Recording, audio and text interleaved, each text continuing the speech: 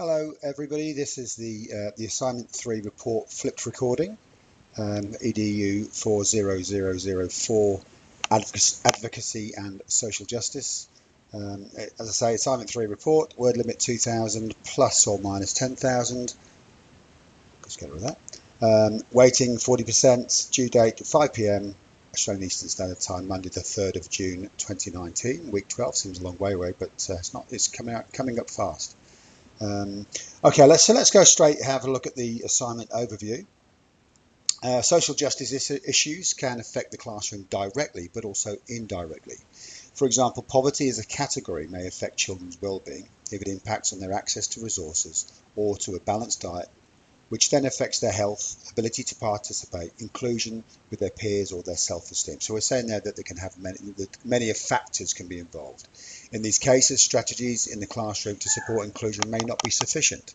Teachers also need to investigate and advocate for strategies with families or at the school level in order to promote and support the rights of the child. So the key to this assignment is to remember that we're not looking at classroom activities here. We're looking at activities and advocacy outside of the classroom at either the school level or even wider in the community.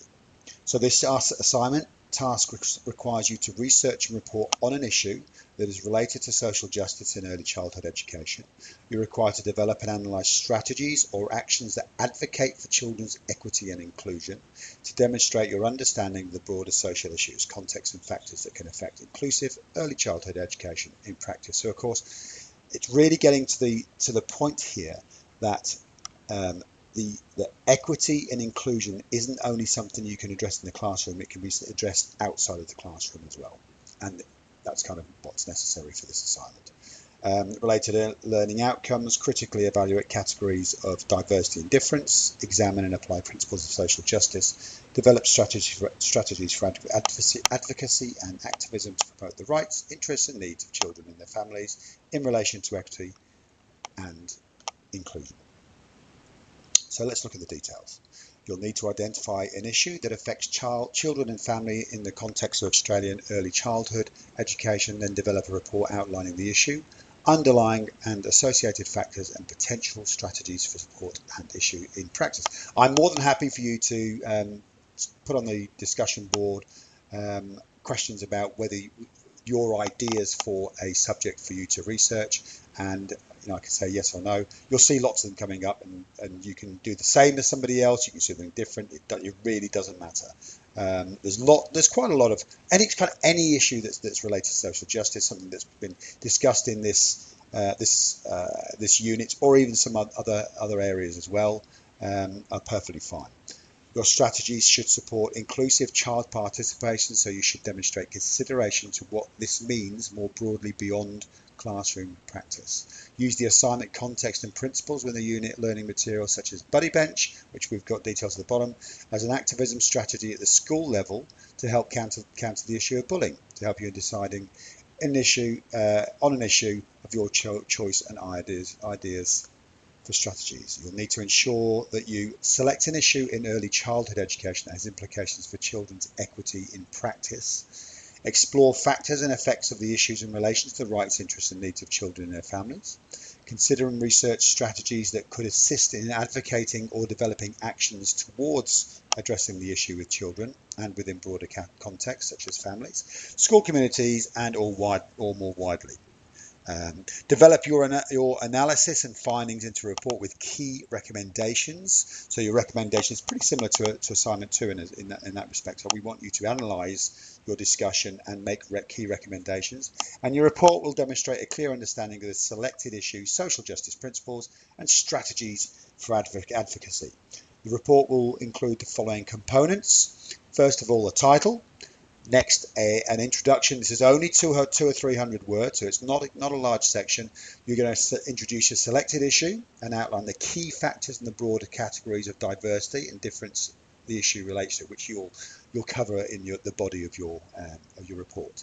Outline a rationale for having chosen the issue. So why is it important to early childhood and contexts? And provide information about the background, purpose and aims and principles framing the report and the issues and factors you're aiming to investigate and address. So then the main section of your of your report is as findings and discussion. This is approximately 1,500 words, and these dot points are those that you need to be addressing. And again, as usual, you can just take them one at a time and cover it. Describe the identified issue and discuss how it relates to social justice in the context of Australian early childhood education. Then discuss factors contributing to the issue. Next, identify challenges and barriers related to the selected issue. Remember, challenges and barriers relate mainly to stereotypes, bias, and prejudices associated with the social justice issue that you're talking about.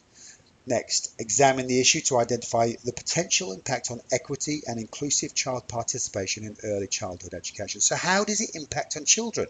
That's what this section talks about, this dot point. You've identified a social justice issue, let's say it's poverty.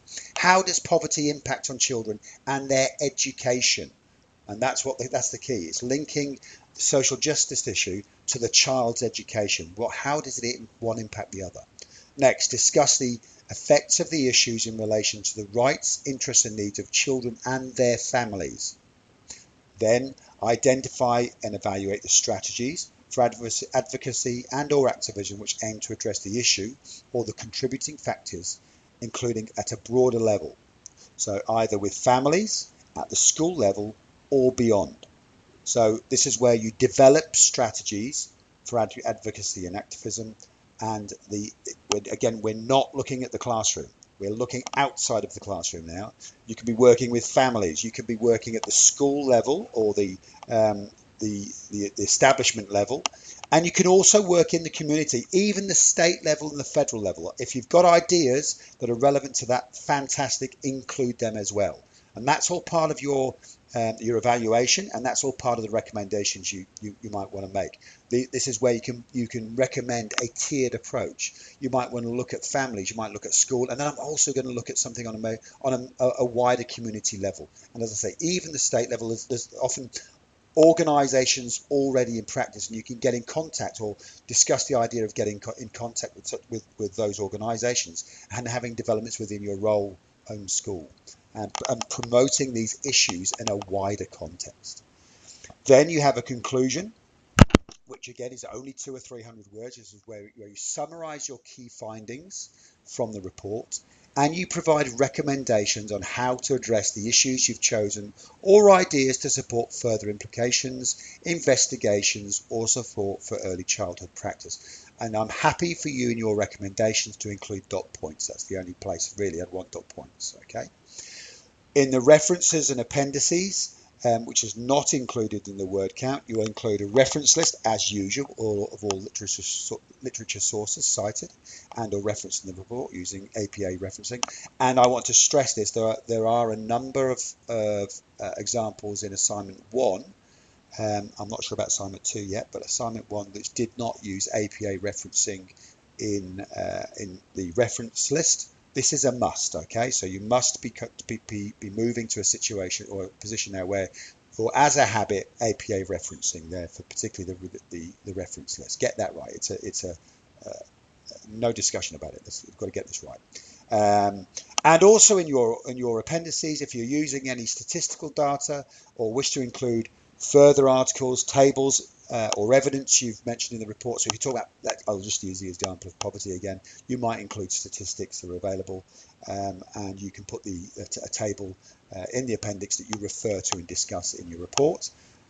Please note that ELAs may briefly review the appendices if needed to better understand or clarify sections. So if you discuss it, I might have a brief look at the tables that you're discussing to make sure that you've described them accurately.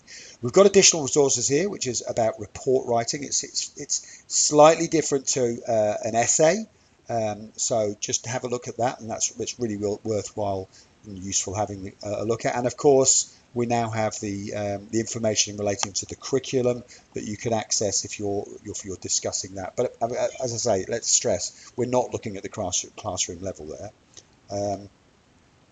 Okay, so submission details as usual via Turnitin. We have your originality report. Also assignment report. Don't forget that you've also got obviously myself, and you can access the 24/7 draft writing service from Studiosity, which is great. The criteria, I'm not going to go into the criteria too much here because we can discuss that the um, in the collaborate session.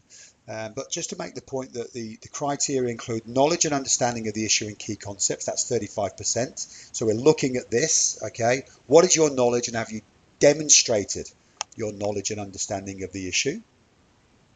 Next, the discussion and evaluation of strategies that advocate for action, social justice, inclusion, and promote the rights, interests, and needs of children and families. So this is where you propose strategies and discuss them.